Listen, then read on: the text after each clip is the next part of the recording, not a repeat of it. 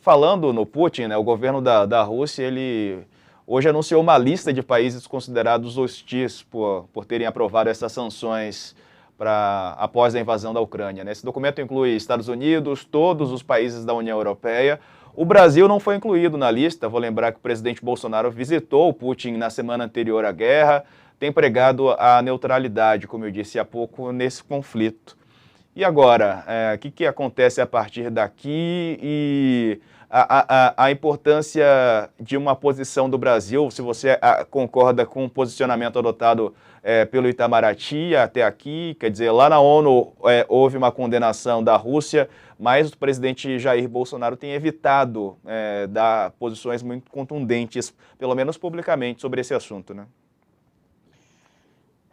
Primeiro tem isso que você bem destacou, parece que o Brasil tem duas posições, uma que é externalizada por Jair Bolsonaro e outra pelo embaixador na ONU ou em Genebra, né, ou em Nova York ou em Genebra, são duas posições distintas que nós estamos acompanhando e isso ficou muito claro na semana anterior, né, então não se sabe claramente qual é a posição do governo brasileiro, né.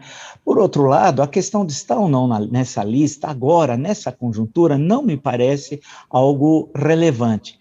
É uma questão tão complexa o que está ocorrendo nesse novo momento da história da humanidade, a partir do 24 de fevereiro, da invasão da Ucrânia, porque é bom lembrar que o Putin também está encontrando manifestações contrárias à invasão, que ele chama de operação especial, dentro da própria Rússia. Muitas manifestações em várias importantes cidades do país, né? Segundo, que vai ter um custo econômico para a Rússia enorme essa invasão, e que alguns desses custos estão apresentados com o rublo, a queda violenta da cotação do rublo, o problema com os bancos russos, etc, etc. Mas a médio prazo, essas sanções econômicas vão ter efeitos devastadores sobre a economia russa, levando à inflação de preços e à desorganização econômica e à insatisfação política dos russos.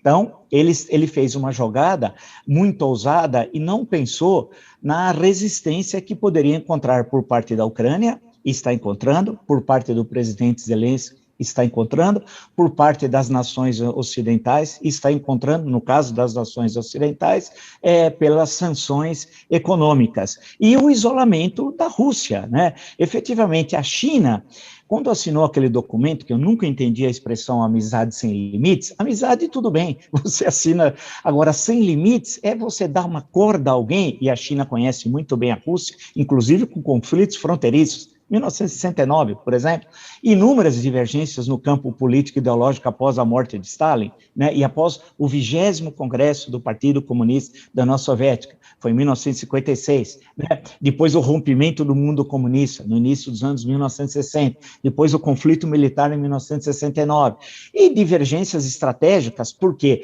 a China é uma potência, uma superpotência em rápida ascensão, e a Rússia é decadente. Né, decadente em termos de população, 140 milhões hoje, apesar de ser o maior país do mundo, houve uma diminuição territorial, economicamente, ela tem problemas econômicos gravíssimos, ainda é uma máquina militar, porque ela é herdeira da União Soviética, máquina militar, em grande parte dessa, produzida pela União Soviética, em termos técnicos também, todo o desenvolvimento científico, isso tem a ver com a União Soviética.